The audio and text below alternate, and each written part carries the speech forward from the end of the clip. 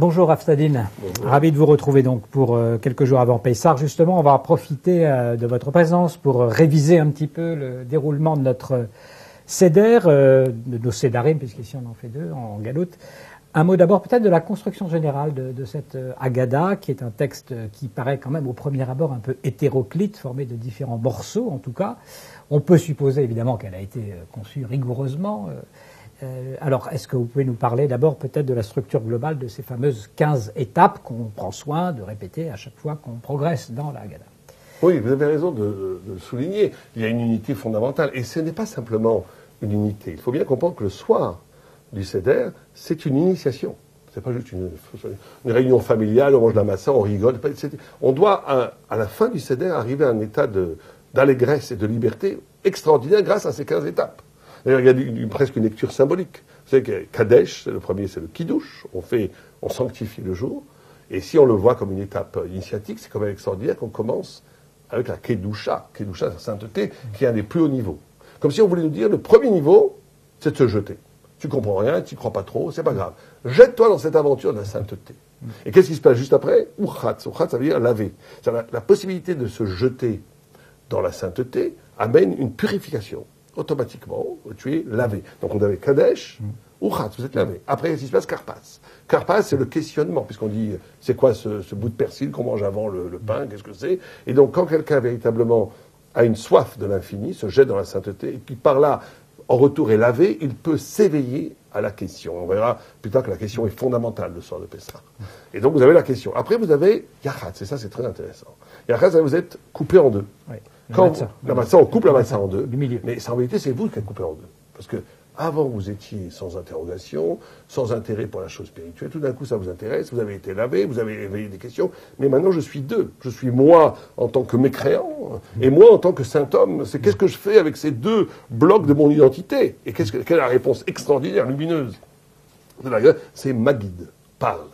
Tu veux unir ta vie, réunifier le sens de ton existence, ce n'est que la parole, l'étude de la Torah, la parole, l'échange conceptuel, qui a ce pouvoir de donner un sens, d'unir la vie éclatée, en réalité. Et là, il y a un deuxième rotsla, c'est-à-dire qu'on est après lavé une deuxième fois, mais c'est plus qu'on est lavé du ciel parce qu'on s'est engagé dans la vérité, parce que le travail de la parole est un travail de purification. D'ailleurs, les psychanalystes ici retrouveront un travail de purification extraordinaire. Et après, il y a Motzi Matzah. Quand on est capable de faire ces cheminements premiers, on arrive, on mange après la pain, Motzi Matzah, mais ça veut dire aussi il a trouvé. Qu'est-ce qu'on trouve? On trouve en fait le cœur palpitant de l'intrigue, de l'énigme, du pourquoi je suis là. On trouve le goût. Mais alors là, ça devient, la Torah n'est pas que romantique, on dit maror, l'amertume. Parce que dès que tu rentres dans le champ conceptuel, dès que tu trouves aussi des ténèbres. Et on en parlera aussi, c'est une des conditions, tu trouves aussi quelque chose qui n'est pas forcément très rigolo. Et donc, là, il y a Korer, on va te dire, vis avec tout. La matzah qui est liberté, qui est la purification. La matzah n'a rien, c'est une ligne pure, mais du maror en même temps. Korer, c'est le sandwich, pour te dire, sois capable de comprendre que le bien, le mal, l'allégresse, la douleur, tout en vérité peut s'inscrire dans une dynamique existentielle qui donne un sens métaphysique et ontologique qui rend presque tout nécessaire. On arrive presque à un niveau où tout devient, où tout prend sens. Et là, quand on fait ça, on a Shulchan Aruch, le monde, la table est servie, mais c'est que le monde entier t'est donné. À ce niveau-là, le monde entier t'est donné, et là, tu peux avoir Tsafoun, c'est les choses cachées.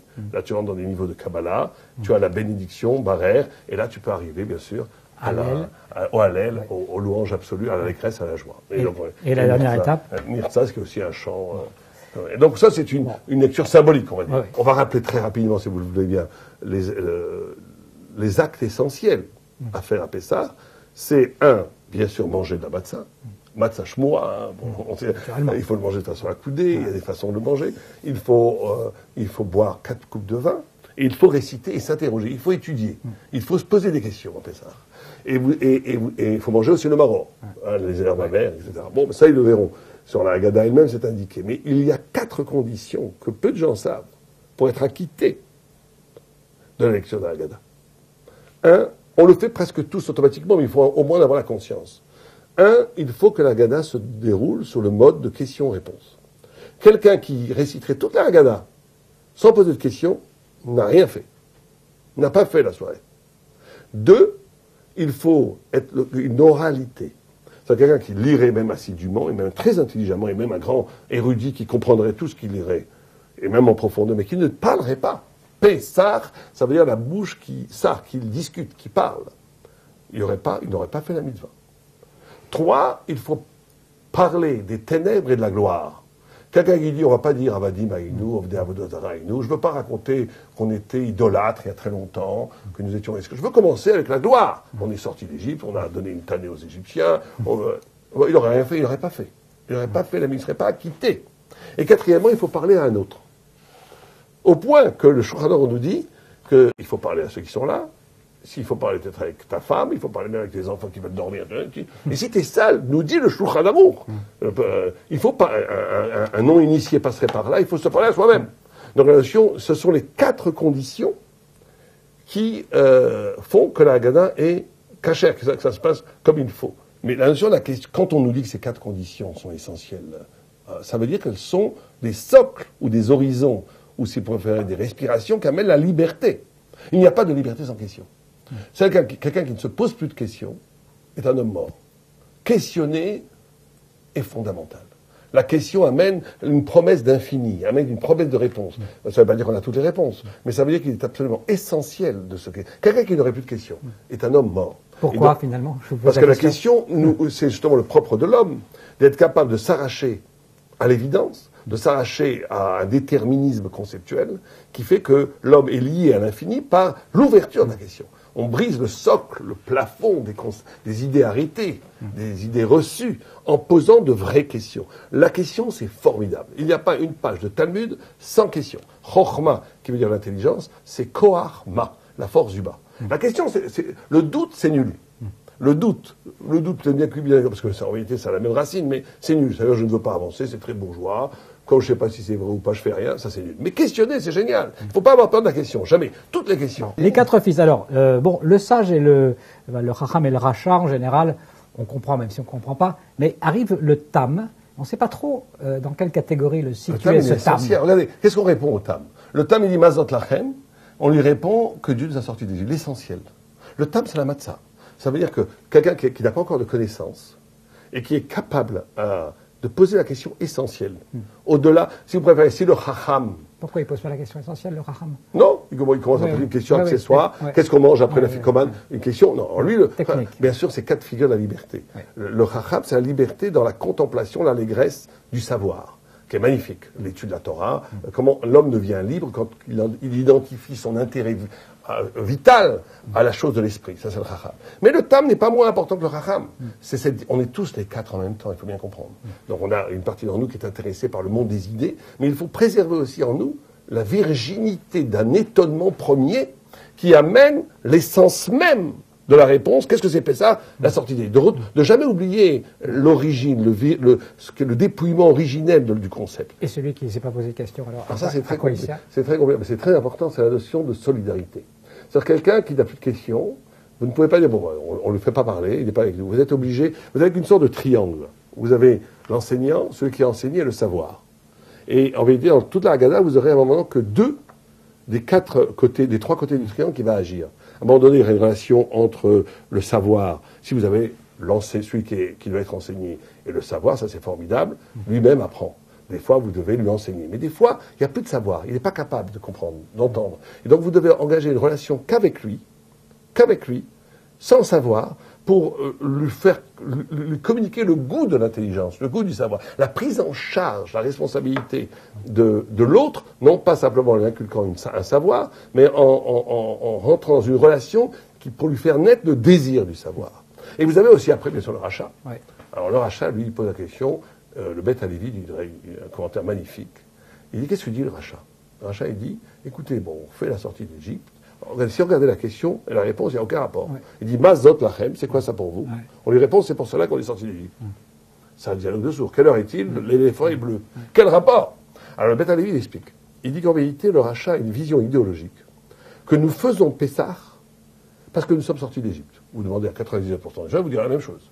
Donc, il voit la fête de Pessah comme une résultante d'un événement historique qui est fondamental qu'est la sortie d'Égypte. Donc il se dit, bon, il y a eu un événement à la sortie d'Égypte, peut-être, mais il y a eu d'autres événements. On pourrait commémorer d'autres choses, la Révolution française ou d'autres choses. Pourquoi est-ce qu'on commémore pendant 3500 ans le même événement? C'est-à-dire qu'il dit, c'est caduc. Ça va, on ne peut pas commémorer éternellement un événement historique. Mais lui, il pense que la forme spirituelle que le soir du Seder n'est qu'une résultante d'un élément matériel qui est la sortie physique du peuple d'Israël d'Égypte. Oh. On lui répond, c'est le contraire. C'est exactement le contraire. Abraham, déjà 500 ans avant, faisait Pessah.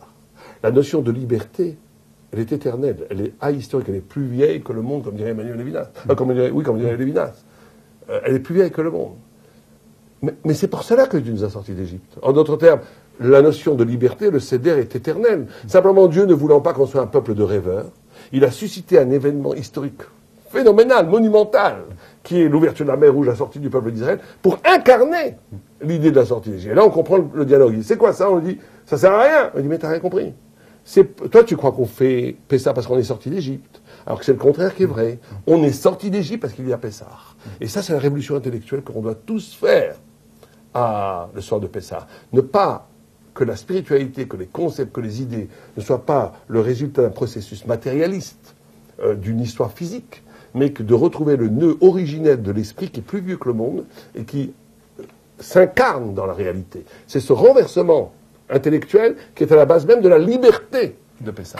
Encore un mot peut-être sur la séquence où il y a la multiplication, ce qu'on appelle la multiplication des plaies. C'est-à-dire qu'on nous explique qu'il n'y avait pas 10 plaies, il y en avait 40, etc. Puis ça se multiplie ensuite sur la mer. Qu'est-ce qu'il faut comprendre dans cette séquence-là? Comment est-ce qu'on peut saisir l'action de Dieu sur Terre? C'est-à-dire qu'elle n'est pas réductible au nombre, elle se multiplie. Comment? C'est l'expérience même de saisir ce geste, cette caresse ou ce coup divin dans le monde, comment elle ne peut pas être limitée dans les domaines même de notre conscience. Elle se multiplie, c'est la notion de la multiplication inhérente à la spiritualité. En vérité, il y a 3 dimensions fondamentales à Pessah, la relation à Dieu, la relation à soi, la relation à l'autre. La relation à soi, c'est s'interroger sur son souci de vérité, sur son intérêt pour la chose intellectuelle et spirituelle, qui est fondamental, qui est le nœud même, la pierre angulaire de la liberté. Quelqu'un qui n'est plus intéressé par les choses de l'esprit n'est plus libre. Il est instrumentalisé par les besoins, par l'économique, par le psychologique, par le sociologique. Donc l'homme s'arrache, se libère quand il est capable d'aimer penser, d'aimer réfléchir, d'aimer s'extraire pour vivre cet événement de vérité suscité par la question et par l'écho de la réponse. Première dimension, rapport à soi-même. Rapport à l'autre surtout dans le dialogue, puisqu'on a dit qu'il faut parler à un autre si on n'a pas de liberté, et une liberté qui serait égotique, comme un artiste qui ne penserait qu'au développement intime de sa génialité, pour la Torah, c'est nul. Il n'y a pas de liberté sans responsabilité. Il n'y a pas de liberté si je ne prends pas en charge la souffrance de l'autre. C'est-à-dire la souffrance immatérielle. À Pessah, on est obligé de donner à manger, inviter les pauvres. C'est le premier acte qu'on fait à Pessah, on ouvre la porte, on invite les pauvres. On doit donner de l'argent avant Pessah, etc. Donc la responsabilité de l'autre, parce que chacun d'entre nous fait partie du camp glorieux d'Israël et de l'humanité tout entière d'ailleurs. Et il y a le troisième rapport à Dieu, bien sûr, qui passe par cette transcendance, qui passe par le Hallel, par ce chant de joie et de gloire. Et ces 3 relations sont constitutives comme 3 facettes d'un même socle de l'homme réel, de l'homme libre absolument. Merci beaucoup, Rav Sadine, pour ces conseils. Et on vous souhaite évidemment de très bonnes fêtes et un très bon Seder et une lecture de la Haggadah avec beaucoup de commentaires, de paroles et de questions. Merci à vous.